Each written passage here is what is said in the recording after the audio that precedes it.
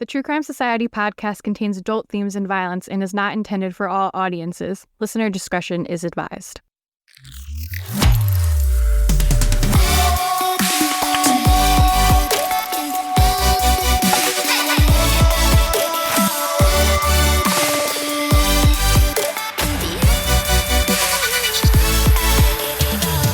What's up, guys? Welcome to another episode of the True Crime Society podcast with Stephanie and Olivia, and Peep, she's here too, as always.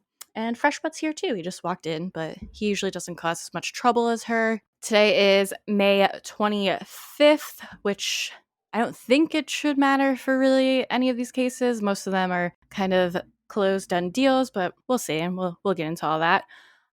Finally going to talk about stalkers. We've been putting this episode off for a while, not on purpose, just because there was other cases that popped up. Yeah. So yeah, we'll get into those.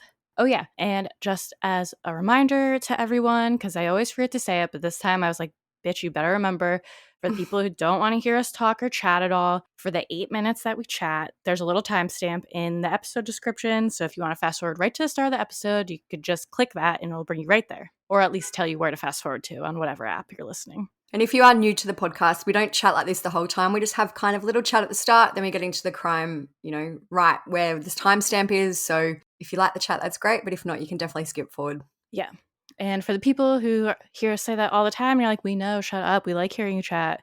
Sometimes we got to remind everyone, because every single week, I think we get a comment. Can you just get to it? And I know we have new people listening every week. So I feel like it's handy for those people. Yeah. Like the first comment I got on the episode that came out today was too much girly talk or girly chat. It's like, fun times. I'm just going to change the name of the podcast to There's a Timestamp. But yeah, so this episode will come out like 2 days before my wedding. So exciting. It's finally nearly here. I've gotten to the point where I don't know if it's like my defense mechanism or it's like almost like dissociating, but I'm just like, if I just don't think about it, I'll be okay. But it's hard because everyone's like emailing me and asking me questions and all this stuff. But I'm trying not to overthink anything so I don't have anxiety, because then I get into like an anxiety loop when I'm trying to go to bed, being like, oh, I have to remember to do this, and I have to remember to do this, and I have to remember to bring this and order this and pay this. And then I don't sleep and then I'm cranky. I remember after my wedding, I was so stressed, and I read this thing. I don't know if I've spoken about it before, but there's actually a thing like, and this isn't the right terminology, but people actually go into like a slump after their wedding because they had so much to do, and now you're like, oh, now you've got all this free time back and all this less stress, hopefully. So it's a weird kind of transition period. One of my coworkers was telling me that, and I feel like mine's only a 50-person wedding, so it's a much smaller scale, and I'm not doing anything like super crazy, but still there's so many just little details and things you have to keep in mind. And even if I'm like sitting and relaxing for a minute, I'm like, no, I have to do this. Like I'm always like, whenever there's a minute I could be sitting, I'm like, I should be doing something else instead. That's You're nearly there, nearly at the finish line. Yeah, I'm just ready for it to like happen and have fun already. I fly out on Wednesday, so it's Friday morning here, so not too much longer to go. So that's very exciting. I have put in for an upgrade on my flight, so I'll be very excited if I get that. I'm still not confident, but we'll see. So yeah, should be good fun. What kind of like upgrade would it be? Like, do you get one of the lay down seats? Yeah, well, that's what it would be. So I've just booked like economy flights, which because it is a long way. I've done that flight to LA. So I fly to LA, then I fly to New York. So I've done that flight to LA a ton of times. And when I did it last time, obviously I had the kids, so there's no way we would have got an upgrade for 4 people. But I've put in for this time, so fingers crossed. One person is a little bit more likely, hopefully, based on the seats that are left at the moment. Let them know that we have 100,000 followers on Instagram. That Give them a shout out. You can tag them. Is it a humble brag for our 100K this week? Yeah. Yeah, we finally did it. It really felt like a long stretch from like 98 to 100. Yeah, it did take a little while, but we got there in the end.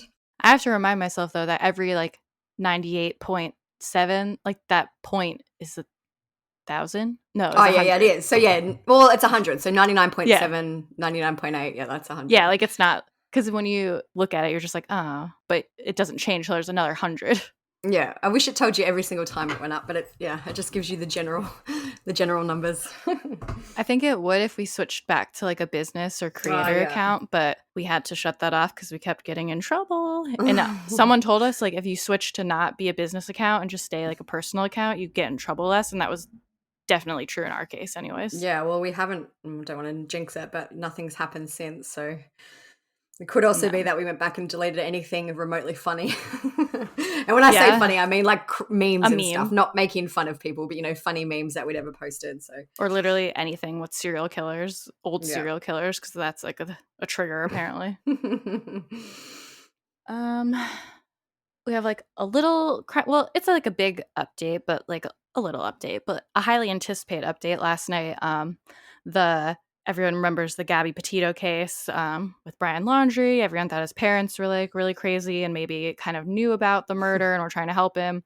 There was always this letter that Roberta, the mom, wrote to Brian, and the front of it said burn after reading, and there was references to helping bury a body with a shovel or helping you break out of jail. And everyone thought that was weird and suspicious.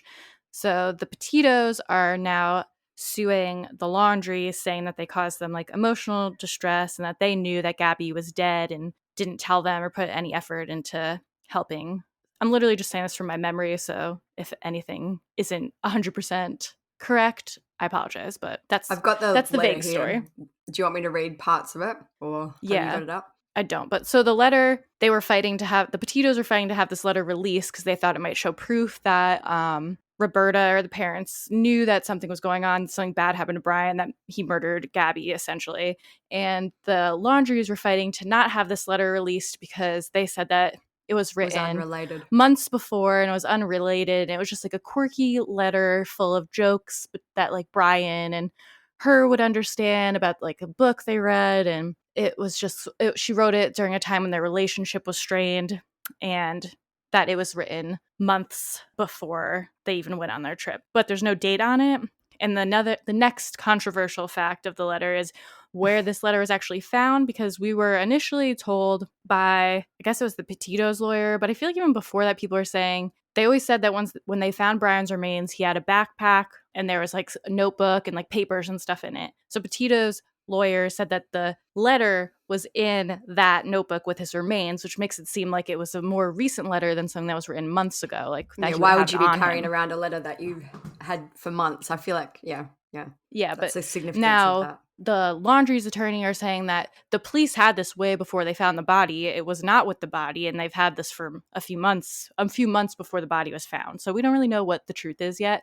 The letter is pretty unhinged. I don't know if it proves anything besides the fact there's definitely some sort of family drama going on, in my opinion, and that I would hate to have her as a mother-in-law. Yeah. Do you want to read some little excerpts or the whole thing, whatever? We might as well. I can read the whole thing quickly if you want. It's pretty short. So I think the letter, they posted photos of kind of the envelope and then the 2 pages of the letter.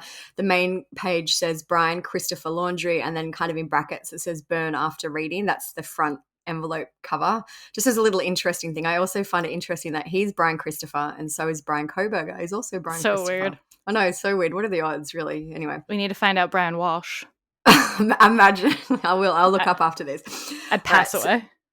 So it says, I just want you to remember I will always love you, and I know you'll always love me. You are my boy. Nothing can make me stop loving you. Nothing can or ever will divide us, no matter what we do or where we go or what we say. We will always love each other. If you're in jail, I will bake a cake and put a file in it. If you need to dispose of a body, I will show up with a shovel and garbage bags. If you fly to the moon, I will be watching the skies for your re-entry. If you say you hate my guts, I'll get new guts. That bit always makes me laugh.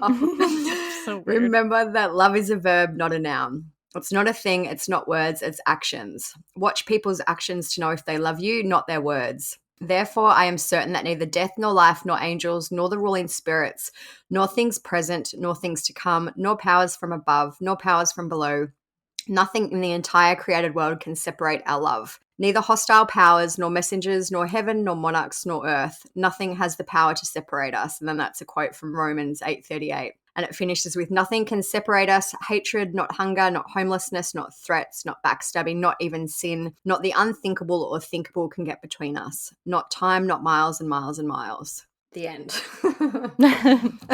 A lot of people have messaged us saying they read that as if she was kind of encouraging him to kill himself. I can kind of see that. I feel like it's just a weird. I absolutely think it was in his backpack at the scene. Yeah, that's my thought on that.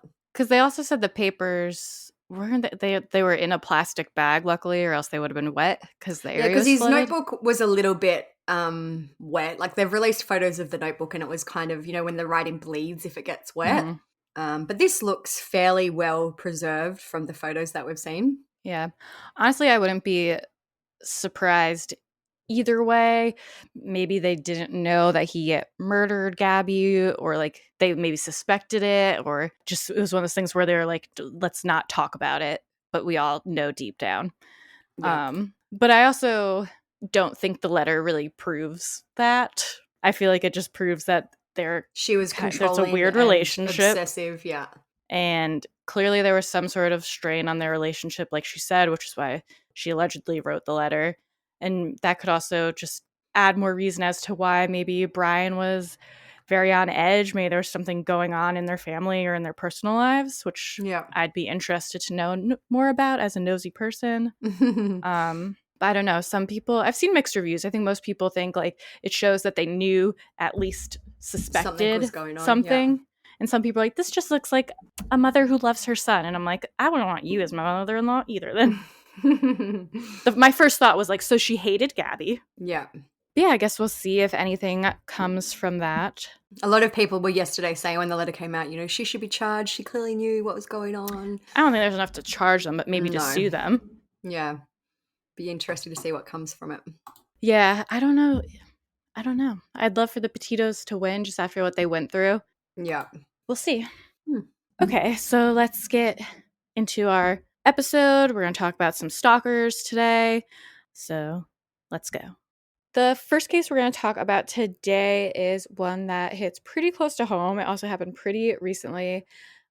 This is the one that kind of triggered us doing this episode, even though we have put it off a few weeks now.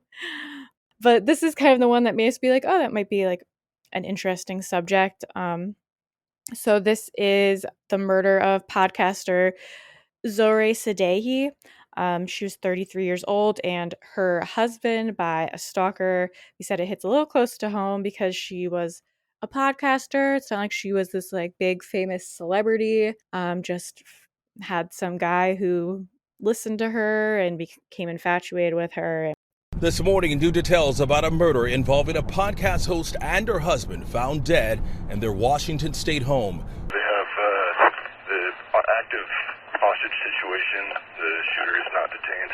Police say this man, 38-year-old Ramin Hodakaram Rezai, stalked Zohreh Sadeghi for months after listening to her podcast about gaining employment in the tech industry.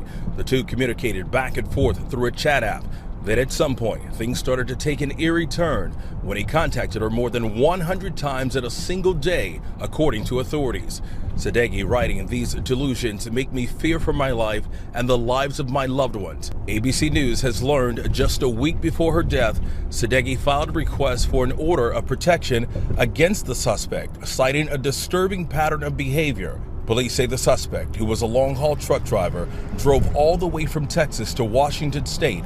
At his next stop, the victim's house. According to police, he shot and killed podcaster Zohreh Sadeghi and her husband before appearing to take his own life. A neighbor says their security camera caught the commotion overnight. It was blood-curdling to hear it. I'm not sure I should have gone back and listened to it or not. Zohreh's mother was inside the house, but somehow managed to escape and call 911. This is the absolute worst outcome, for a stalking case. So she was a tech podcaster. She lived in Redmond, Washington. Her LinkedIn says that she was a software engineer at Promontory Mortgage Path LLC, and she described herself on the website, says, "I'm a driven, self-motivated individual looking to expand my horizons by learning to build software the right way as part of a bigger team. I'm self-sufficient and thrive in ambiguity." She lived with her husband, Mohammed Nasiri, in a $1.6 million home in Redmond. This is a popular area for tech people to live because it's close to the headquarters of Microsoft. A neighbor named Jamie Lynn Burns spoke to the media about how friendly the couple were. They said they were just so friendly and inviting. We were like, oh my gosh, we couldn't have found better neighbors. I love when like neighbors give dumb commentary like that. There's always one who wants to insert themselves. Then again, if the news comes up to you, what the fuck are you going to say? We believe that Zohreh's mother was staying with the couple at the time. Zohreh just had back surgery and wasn't as mobile, so maybe the mother was there helping her, or maybe she lived there permanently. Not really sure. There hasn't really been clarification on that. Zohreh's podcast was aimed at helping Farsi-speaking people find jobs in the tech industry. The podcast is how Zohreh came in contact with her soon-to-be stalker and eventual murderer. His name is Ramin Kodakarem Rezai. Kodakarem Rezai, I think is how is my best guess at saying it. It's like 13 letters long. But looks it, yeah, it's very long. Kodakarem Rezai. So as some background into Ramin, we believe he's originally from Texas. He had been married to a woman named Nada Meshabim for 7 years prior to this. They had a daughter together. The couple was divorced, but they were still close. His ex-wife said Ramin often shared details about his love life with her since the two were from Iran and they don't have any relatives in the U.S. And he also owned a trucking company in Texas. Ramin came across the show through the app Clubhouse, and he started emailing and messaging Zohreh following that. Redmond Police spokesperson Jill Green told the Daily Beast, apparently he got to know her because of a podcast that she was doing, and they struck up kind of a friendship, talked, but then he began to just send her a lot of messages to the point that she decided to disengage and talk to us and our investigators about getting a restraining order. Redmond Police Chief Daryl Lowe said that Zohreh got in touch with police regarding harassing behavior in late 2022 after Ramin repeatedly contacted her by text and over the phone. He allegedly once called her over 100 times in a single day before resorting to in-person stalking. The officer also said that Ramin followed Zohreh to a conference in Denver in the latter part of 2022 and had visited her residence prior to the night of the murders. Zohreh told police that Ramin called her more than 10 times a day and left more than 20 daily messages for her husband, some vulgar, angry, and threatening. So I guess she started blocking him. Somehow this guy got her husband's number too and was like calling and messaging him as well. Very scary. After Zohreh filed the first complaint on November 6, 2022, Ramin continued to call her throughout November and December and even traveled to the area to stay in hotels close to her home. Zohreh wrote in the protection order that Ramin has bursts of anger and his delusions make me fear for my life and the lives of my loved ones. She also said that Ramin said he would show up at the door, burn himself, and set fire to her house by burning the tree that she loves. She also wrote that the man sent her voicemails saying he won't let her go, and the only thing that will make all of this stop is if he killed himself or died. I wonder what his like end game was. Like, did he want to date her or just wanted her dead? Yeah, I don't know. I don't wonder what their and their game plan is and what they think they're going to achieve. Yeah. She also wrote about how she feared her decreased mobility from her surgery would make her an easy target. She wrote, I had major back surgery and my mobility has been affected. I need care 24/7. This makes me fear about my ability to respond to a crisis, especially because Ramin has ignored all other avenues. All this has caused me great distress and pain, and now I'm suffering from a deep-seated fear for my safety. It has taken a toll on my recovery. I haven't been able to open the curtains in my bedroom out of fear of him being outside watching me. The protection order was 12 pages long, filled with information about inappropriate communication by Ramin. She outlined in the document that Ramin said the only way he would leave her alone is if she was dead. On December 20th, Ramin went to Zohreh's house to deliver flowers to her. He waited to go to the door until her husband had left the house. He also sent her gifts on 2 other occasions and had once arranged for a jazz band to play outside her house for 2 hours, but thankfully that was canceled before it began. Ramin's ex-wife has also said that he told her he was dating Zohreh and that he did not believe she was married, and he then told her that he and Zohreh had broken up against his wishes. She said her ex-husband's behavior changed after that. She said he was crying the final few times she spoke with him. As Ramin was a long-haul trucker, police allegedly had trouble tracking him down to actually serve this protection order. The police spokesperson, Jill Green, said, "Our detectives had warrants to get information from his phone and were trying to serve the no contact order to the suspect, but not done so yet, being that he is a trucker and he's hard to pin down." Raman's stalking of Zohreh continued right up until the time of the murders. On February 28, 2023, he left her 2 voicemails, which she said were vulgar, angry, and threatening. She also said he installed an app on his phone to record her without consent. I want to know, like, what these messages said and stuff. Me too. I'd love to read the transcripts of them, but yeah, I just want to know, like, what he was thinking or what. Just very strange. There's a screenshot of some of the incidents that she outlined in the protective order. It's kind of long. I'll go through like some of them, but just like November 6th, told Raman to leave me alone. November 8th, told Raman to leave me alone. November 10th, blocked all the numbers that she had. November 13th, blocked all numbers in social media. And she wrote continuously, received messages from different numbers, different accounts, had to keep blocking. He sent a text message saying that he wants to talk. She told him that she can't talk November 18th. On November 20th, she again had to tell him, I don't want to talk to him or hear his voice or talk to him via text. November 21st, he called her from an inn near her house. November 21st again, called on a private number. I answered when I found out it was him. I told him to not call, leave me alone.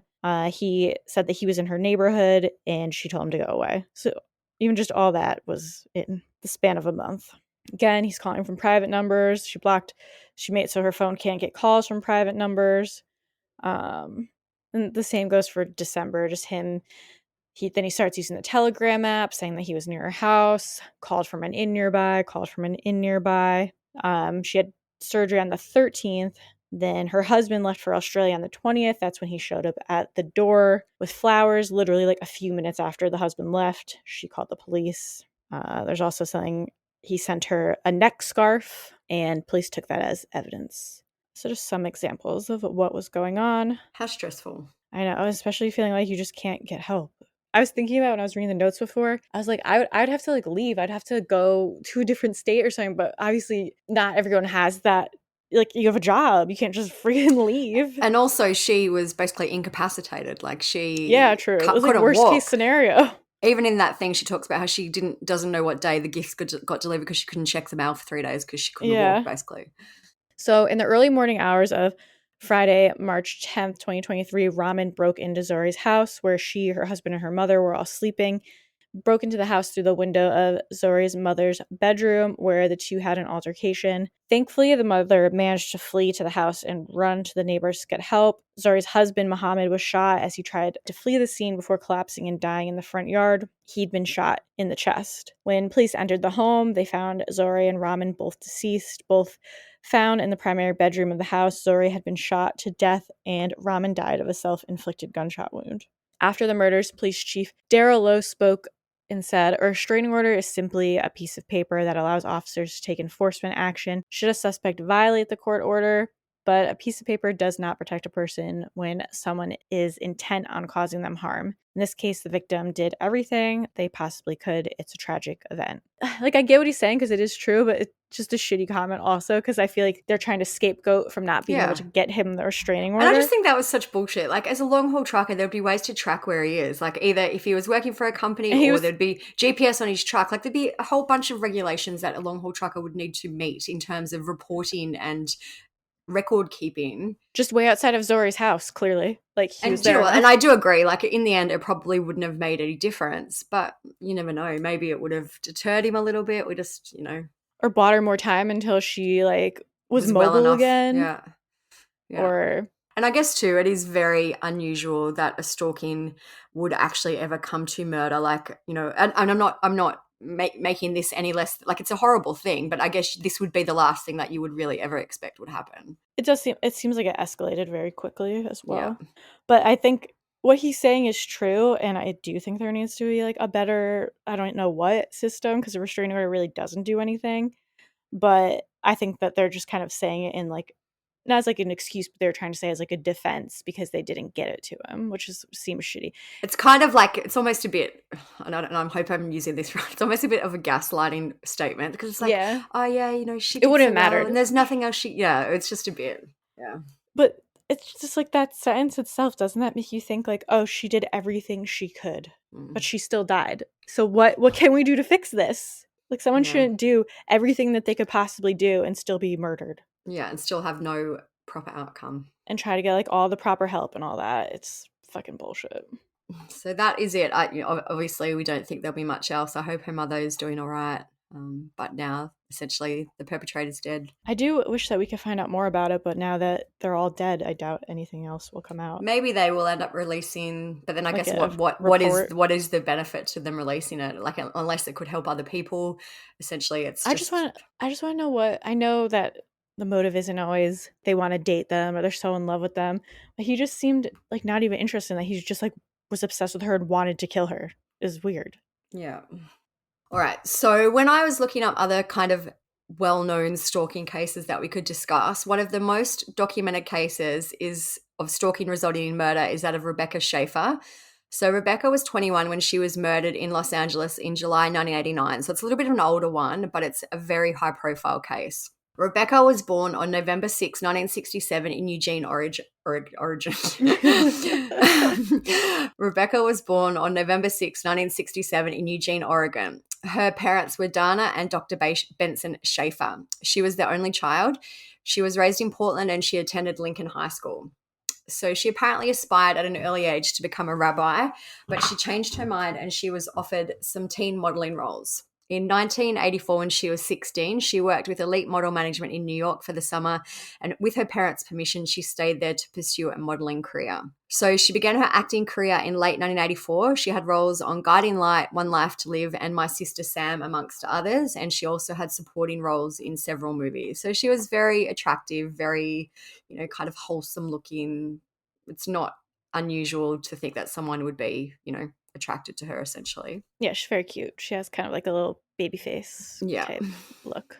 So a man named Robert John Bardo began stalking Rebecca in 1986. He would have been around 16 at that time and she was 18. Robert had previously been obsessed with a child peace activist named Samantha Smith, who was killed in a plane crash at age 13 in 1985, which 13, that's, it's bad enough to be obsessed, but obsessed with a 13-year-old. And he's really young too, or to already be like behaving this way. So he would have been 14 at the time, but still, yeah. Robert traveled to Maine at one point in an attempt to meet Samantha, but he was stopped by police and turned around.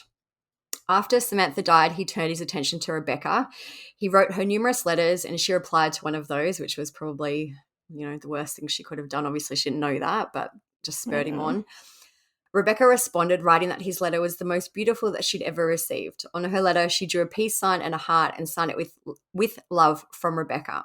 The day Robert received the letter, he wrote in his diary, "When I think of her, I would like to become famous to impress her."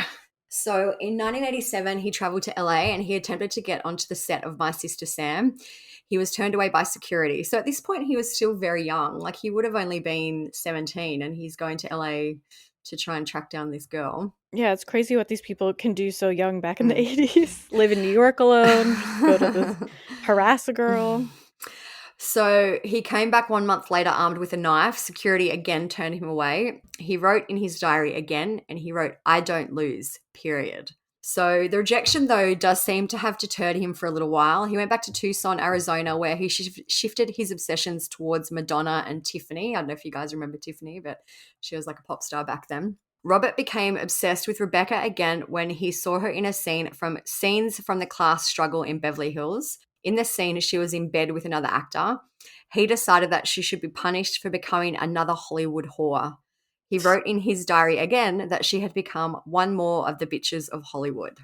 People like this infuriate me. He's an early incel. Yeah, incel before incel was a fucking word, but ugh. So Robert paid a private detective agency $250 to find Rebecca's home address from DMV records. That would have been a lot of money back then. Like, for a 17-year-old to pay someone $250 to do that. Yeah, like, what are his parents up to? What do they think he's doing? Where's he getting this money? It just... Ugh. So his brother helped him to buy a gun. I have read online that Robert did try to buy a gun and he was denied. This is what I've read online. It's a quote. It says, "When Robert John Bardo tried to purchase a Ruger Magnum at Jensen's Firearm in Tucson, Arizona in the summer of 1989, he filled out the paperwork answering yes to having been committed to a mental health facility, which means that he was disqualified. He was also underage, but he had a fake driver's license that would have worked." The salesman, who was a member of the Air Force, when he told Robert that he could not purchase the gun, said that he got irate and he wanted to fill out another copy. So that's gonna work. So I'm guessing he thought, shit, I can just write no and I'll get one. And they're gonna be like, shit, get this guy a gun. So the salesperson said absolutely no way, and he said for Robert to get the fuck out. So then he told Robert that there was absolutely no way he could own a firearm and to get the fuck out. So they apparently knew that this guy was sketchy, so they hung his form on the wall and wrote, "Do not sell to this individual." But the next morning, he came in with his brother, who purchased the same gun and then gave it to Robert outside of the shop, which is a violation of federal law. His brother would have known because it asks you that question on the form and warns that such purchases are a violation of federal law. So imagine, it's so weird that he went in with his brother, and I guess you can't deny the brother, but it's so weird that wouldn't you just go to another gun shop? I don't know. It's very strange. Yeah, I still would have been like, no. So anyway, Robert went back to LA after this for the third time. He walked around the neighborhood where Rebecca lived, asking people if she lived there and if they had seen her. Obviously, at this point, he didn't quite know if the information that he'd paid the $250 for was correct. So he was kind of scouting the neighborhood to make sure that she did live there. Once he was certain that the address he had for her was correct, he rang the doorbell. She was waiting for a movie script to be delivered, so I guess she assumed that was that, and she answered the door. Robert showed her the letter and the autograph that she'd previously sent him. She became creeped out, rightly so, and told him not to come to the house again. He left and went to a diner and had breakfast. He went back to her apartment an hour later and knocked on the door again. When Rebecca opened the door, he said she had a cold look on her face. So she was pissed off that he'd come back, which is who wouldn't be? So he pulled out the handgun that his brother helped him buy and shot her twice in the chest at point-blank range. As she fell to the ground, she uttered, "Why?" Robert later spoke about the murder to the police, and he said she had this kid voice, sounded like a little brat or something. Said I was wasting her time, no matter what. I thought it was a very callous thing to say to a fan. I grab the bag, the gun's still in the bag. I grab it by the trigger. I come around and kapow, and she's screaming, "Why?" And it's like, oh God. So he's... Like, I know this is clearly mental illness, but like, what the fuck? Imagine you murder some girl that you stalked for like no reason. There's no reason. Not that there's ever a reason, but this is literally no reason. And then you're gonna basically like mock her and make fun of how she died. Like, it's so... I just don't even have the words for people like this. So a neighbor named Richard Goldman heard the gunshots, and he rushed to the lobby and found Rebecca's body. He saw a man in a yellow shirt, which was Robert, running away from the scene. Rebecca was rushed to Cedars-Sinai Medical Center, where she was pronounced dead 30 minutes after her arrival. Robert fled back to Tucson, where he was arrested the next day. He was found after motorists called 911 to report a man running around in traffic on the interstate. Once he was taken into custody, he confessed to Rebecca's murder. A year after the murder, Robert did give an interview, and he said, "I was a fan of hers and I may have carried it too far. But a lot of things have appeared in the press to make me out to be a monster. If I had one wish, were it to ever come true, it would be for Rebecca Schaeffer to be alive today." Robert was sentenced to life without parole on December 20, 1991, and he made a statement. It said, "The idea that I killed her for fame is totally ridiculous. I do realize the magnitude of what I've done. I don't think it needs to be compounded by a bunch of lies because she's an actress." Again, still blaming other people. Like, you were made out to be a monster, not by the press, being the press because she's an actress. You were a fucking monster because you murdered someone and you're a dick. Like, deflecting. Yeah. Yeah, it's, the press, telling lies about me. Good. Fuck off. So one, I guess, positive from this whole horrible thing is that Rebecca's murder played a role in a law being established in California that prohibits the DMV from releasing addresses. It also prompted the LAPD to create their first threat management TV. It also prompted the LAPD to create their first threat management team. According to the legislation that was created, a stalker is defined as someone who willfully, maliciously, and repeatedly follows or harasses another victim and who makes a credible threat with the intent to place the victim or a victim's immediate family in fear of their safety. There must be at least 2 incidents to constitute the crime and show a continuity of purpose or credible threat. So I believe Robert is still alive in prison. He has never gotten out, which is good. Good. I hope he fucking dies in there. Yeah. So it's a very sad one. I just can't even imagine the fear that she must have felt when she opened the door the second time and saw the gun. It's horrific. And he Do you see what he looks like? He looks like a big dumb idiot. Sounds on point for him. So the next one is one that probably a good amount of people have heard of. It's a more recent one. It's the stalking murder case of Christina Grimmie. She was a singer and a YouTuber. She was murdered at the age of 22 in 2016 in Orlando, Florida. Tonight, chilling new details about that concert horror. Authorities investigating why, moments after this exuberant performance, a suspect they've identified as Kevin James Loibl opened fire at singer Christina Grimmie, fatally shooting her. The 4 gunshots were pop, pop, pop, pop. Earlier Friday night, no indication that the Orlando venue would become a crime scene. I came in like a wrecking ball. The 22-year-old, known for finishing 3rd on The Voice, greeting her fans on Twitter. We're in Orlando today. Please come to the show if you live near Orlando, Florida. After the show, autographs and selfies, all while a man carrying 2 guns and a hunting knife has made his way past security. There are no metal detectors. As far as I'm aware, the people are not patted down. I thought he was just a nervous fan. What can you expect? You never think someone's just going to pull a gun out. 2 minutes later, authorities say the armed 27-year-old shoots Grimmie, leaving her critically wounded. I walk into the room and there was no one in there but the gentleman performing CPR and Christina. Her brother Mark tackling the attacker, who fatally shoots himself. Very heroic actions by Marcus Grimmie. Grimmie is rushed to the hospital. Overnight, the tragic news. Her publicist announcing Grimmie did not survive. Tonight, authorities searching the attacker's phone and computer for a motive. It does appear that he came here to commit this crime. She was born to Tina and Albert Grimmie on March 12th, 1994 in New Jersey, and she had an older brother named Marcus. When she was 6, her father noticed that she had a talent for singing, and she started playing piano at the age of 10 and said she played by ear. Christina began posting to YouTube in 2009. At age 15, her username was ZeldaXLove64. She said that she started her YouTube channel so that people could connect with her music. Her first video that she uploaded was a cover of Hannah Montana's Don't Want to Be Torn. Love Hannah Montana.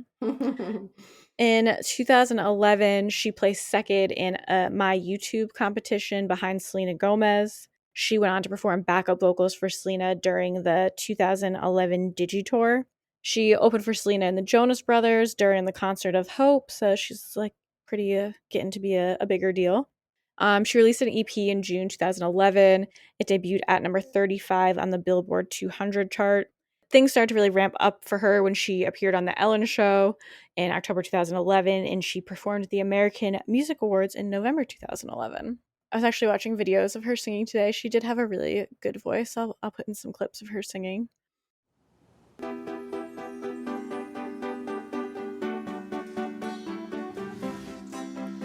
We clawed, we chained our hearts in vain. We jumped, never asking why. We kissed, I fell under your spell. A love no one could deny. Don't you ever say I just walked away. That didn't take long. Always want you, and I can't live a life running for my life. I will always want you. I came in like a wrecking ball. I never hit so hard in love. All I wanted was to break your walls. All you ever did was wreck me. I said you wrecked me.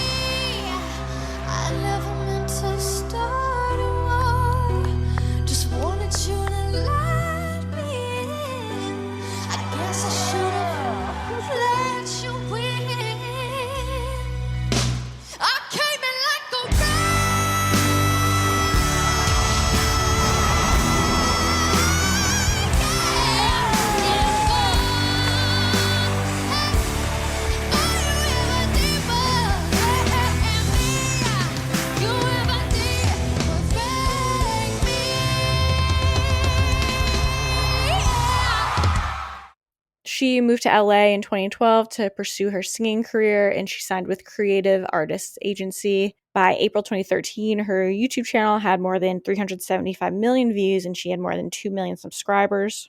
In 2014, she auditioned for The Voice, and she performed Miley Cyrus's Wrecking Ball. All the judges, Adam Levine, Usher, Shakira, and Blake Shelton, turned their chairs for her. She opted for Adam Levine after he told her that she had the potential to be a huge star. Usher said that she was a baby Celine Dion, and Shakira said that her voice was out of this world.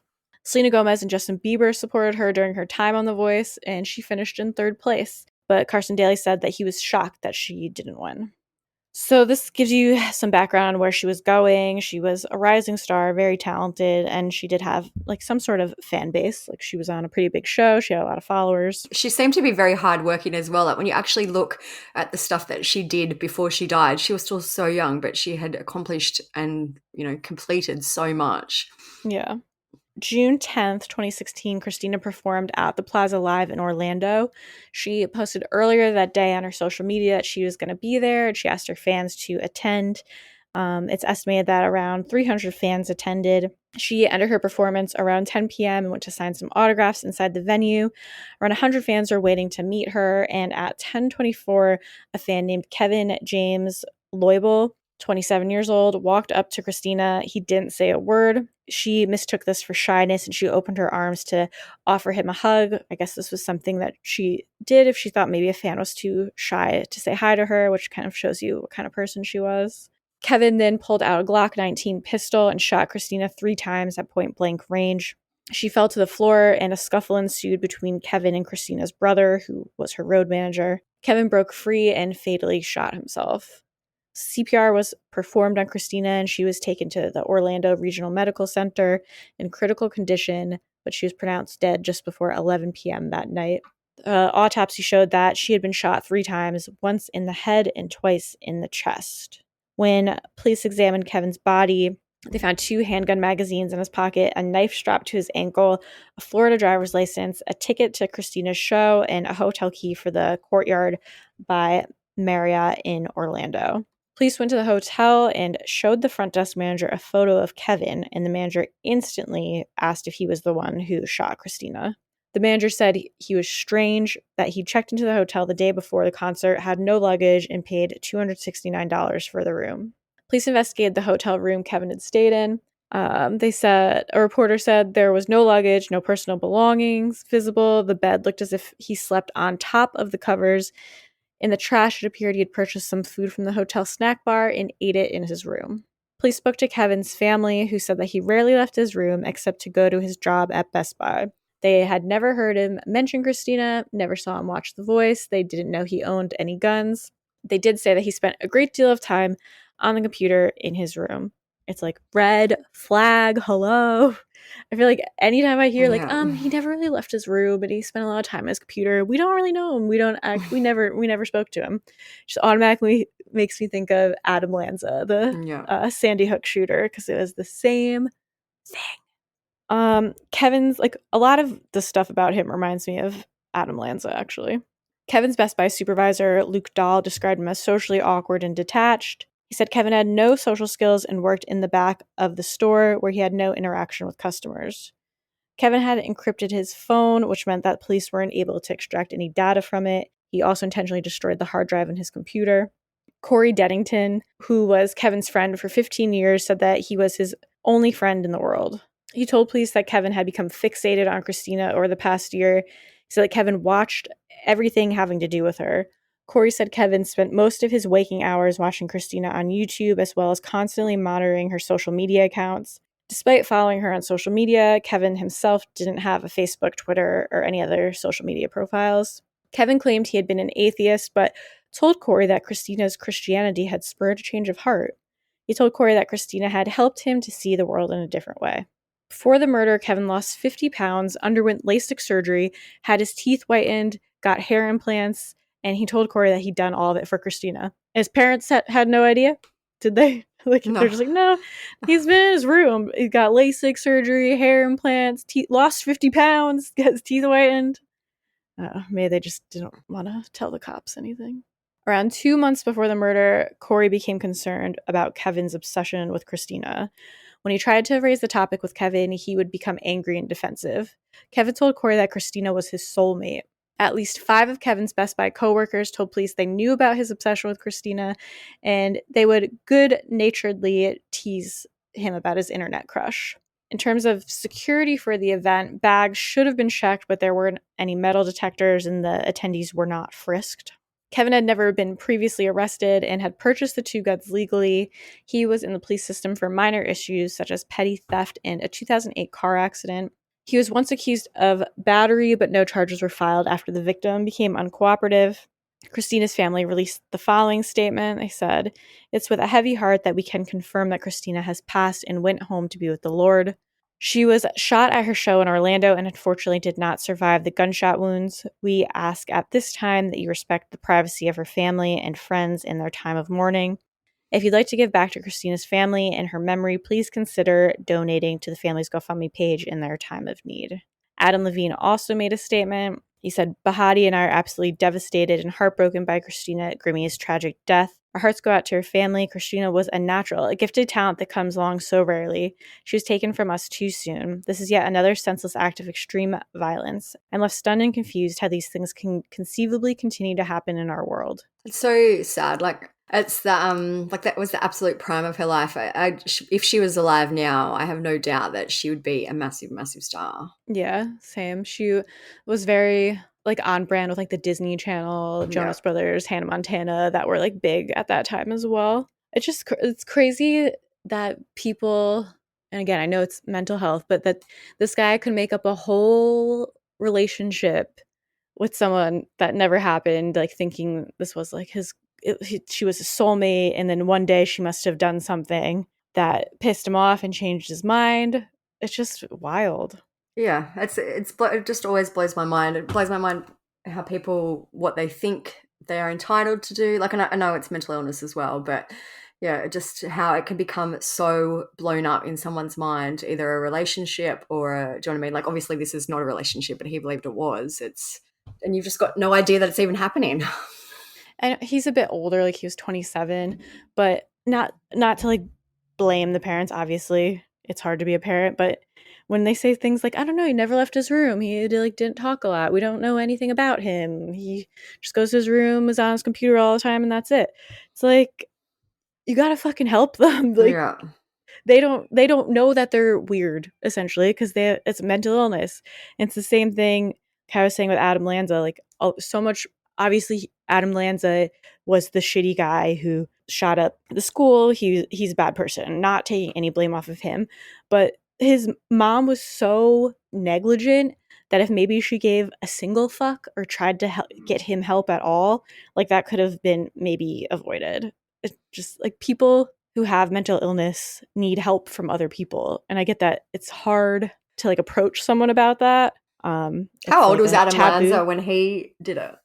He was old. I think he was at least 20. So this guy's like a little bit older. Like, I get kind of, at 26, you would just assume that maybe this is just how he is. He's reclusive. He's quiet. He likes just being on his computer all day. It's like, he hasn't done anything so far. No, so. And he, from all accounts, he seemed creepy, but he didn't have a history of it. Like, it's not like the first Rahman who we spoke about in the first one, who had a documented history of months and months and months of stalking. This seems to be like a quiet obsession. Like, we've never ever heard that he contacted Christina in other ways. Like, he may have, but it's never come out that also, he was actually in contact with her.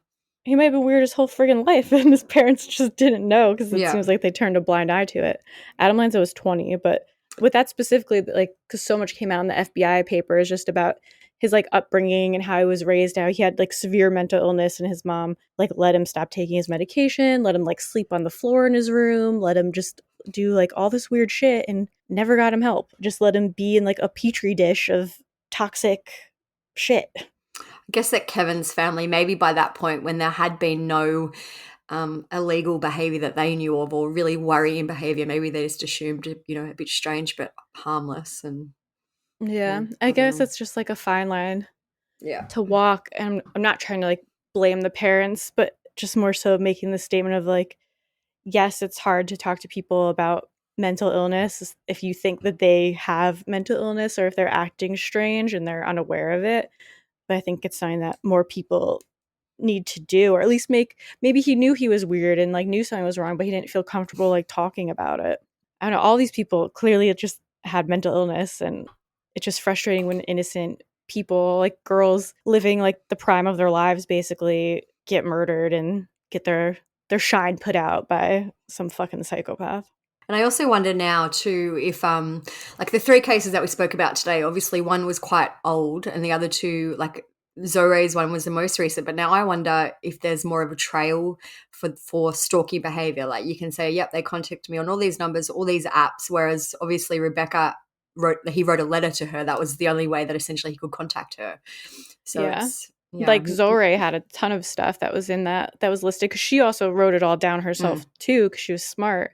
But even with the Christina Grimmie guy, he was clearly very smart, where he encrypted his phone and destroyed his hard drive. So who even knows what was on there? And you have to wonder too, like I'm just, thinking out loud, if stalking is almost easier these days now that you have all these other ways that you can contact someone, whereas the old days it would have been like a landline, a letter, or actually going to their house. Now you've got all these different ways that you can find someone and get in touch with someone.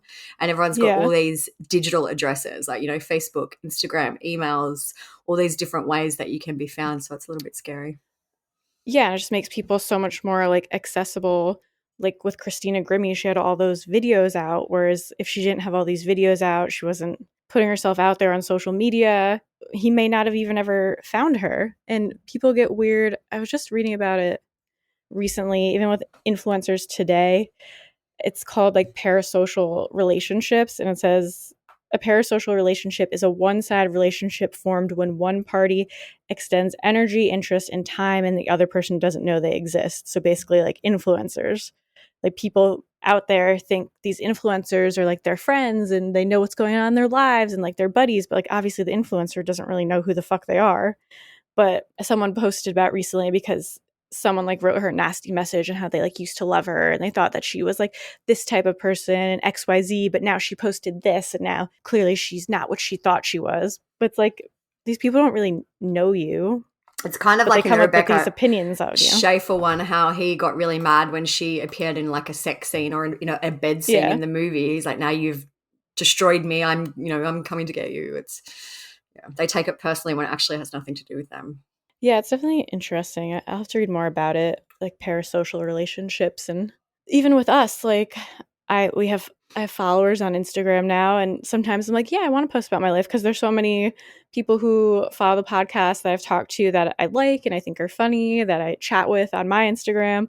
But then you hear stories like this and I'm like, I don't know if I really want to post about my life online. So it's always like a struggle. Yeah, it is interesting, because it is like, you don't, even if someone's not sending you creepy messages, you don't know that someone's not watching, and it's or you don't know if one day you're going to post something that's going to trigger them to just turn on you. Yeah.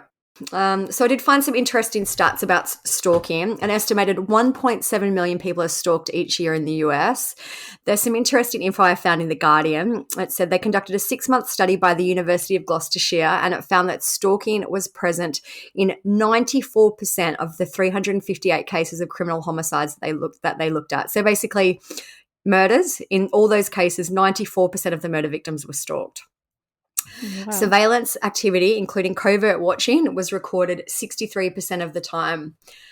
85% of these kind of stalking homicides occur in the victim's home, and they found that in almost every case, the killer displayed obsessive, fixated behavior associated with stalking. Some motivations for stalking included delusional belief in romantic destiny, which that seems to kind of be the case with Zohreh and maybe Christina Grimmie, a desire to reclaim a prior relationship, a sadistic urge to torment the victim, or a psychotic over-identification with the victim and the desire to replace him or her.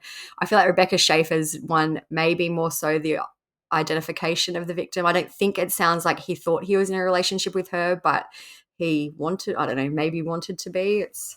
I think that it was like he just put her on this pedestal and thought she was like this perfect angel. He projected this like image of her, how he thought she should be, and then when she wasn't that, he was like offended. Yeah. And I feel like, too, there's some cases that you don't really always consider the stalking aspect. Like with the Delphi murders, for example, I believe those girls were stalked. And by stalking, I mean that the person catfished them, probably knew they were going to be on the bridge that day, like was watching for when they were there. And then, that's when obviously Libby started recording. Like that is a stalking event, essentially. Mm-hmm. And with the Moscow murders too, I also wouldn't be surprised. I know that they've said there's allegations of stalking, but I do believe that probably at least one of them was stalked, maybe by social media, maybe via her workplace. I believe that will likely to come out more once that trial progresses. It even came out that he was at least stalking the house. Like, remember when they released his cell phone being tracked? Like, he was outside the house a few times, either like seeing what was going on or canvassing the area, but he was there multiple times. But yeah, like right now people wouldn't really think of that essentially as a stalking situation. But and I also wouldn't be surprised if, like, we don't really know, but I also wouldn't be surprised if it's one-sided. Well, I'm assuming it was one-sided by him, like either I don't even know if, like, my theory it was likely probably Kaylee that was being stalked. So we'll just, for this assumption, go with that. But, like, for instance, maybe she came across him and rejected him, or was a little bit friendly to him at her work or something like that. But I don't feel like she knew that he was stalking her like this. It doesn't seem like that anyway. How Rebecca Schaeffer answered that fan mail. Like, that was all it took. And you know what? I have no doubt, like, maybe he wrote a really lovely message and, I don't know, drew some hearts or something. She'd be like, oh, that's really sweet. Like, she, just innocently, this is such a lovely letter. And then he's run with that. And he's like, wow, she, like, likes me. I don't know. Just very sad and scary that... Be careful. None of these girls fed into it at all. It's not like it was this like toxic relationship where these guys just started it themselves and created this whole fantasy in their heads, basically. And these girls, women, were all just like the victims of it. Yeah. Very scary, very sad. Don't even have advice on how to avoid. I think you just got to be careful. Like, and I never thought I'd say this, but maybe we should all learn a little bit from Kim Kardashian, where she now only posts about places she's been way after the event. Yeah. Like when I was in Japan and she's posting Japan, I'm like, wow. And then I also realized she was in Las Vegas at the same time. So it clearly been like weeks before that she held onto this content. So she was very, very out of the area. Well, especially because with what happened to her, she used to post more where she was, and that's how she got robbed in Paris. In France, and how traumatizing is that? They had tied her up and put her in a bathtub. She thought she was going to die. So yeah, they've talked about it now that they'll post pictures, but they're old. They're usually not anywhere near where they are then. Yeah. And things like, remove identifiers if you want to post photos, like especially of kids and stuff, like, don't post photos outside their school, just things like that can make it easy for someone to find you or your family. Just minimize as much as you can. Yeah. It's like, and it's sad that we have to do that, but it's like the one way you can kind of maybe protect yourself. Yeah, exactly. But then you never know. You could run into someone at the grocery store who suddenly becomes obsessed with you or something. Yeah, you never know. Well, on that sad note that it's a hopeless world. But that is it for those stories. I wish that we could end on a happier note or with some positive advice, but sometimes that's not always the case. If you guys want to find out more about these cases, they will be on our blog at truecrimesocietyblog.com. Follow us on Instagram, True Crime Society. We're always posting stories and updates there. If you want to follow our personal accounts, mine is StephSum_. Olivia's is TCS Olivia, even though maybe we should have private Instagrams. No, it's fine. We'll just be careful. What else? If you follow us on Spotify, if you're listening on Spotify, make sure you're following us. Answer little questions, little polls we have on there. Wherever you're listening, subscribe, rate, review, share it with your friends, share it to your Instagram story. All that stuff is big help to us, and we love you all for doing that. That is it. Thank you guys for listening. Stay safe out there. Protect yourselves in any way you can. Peace out.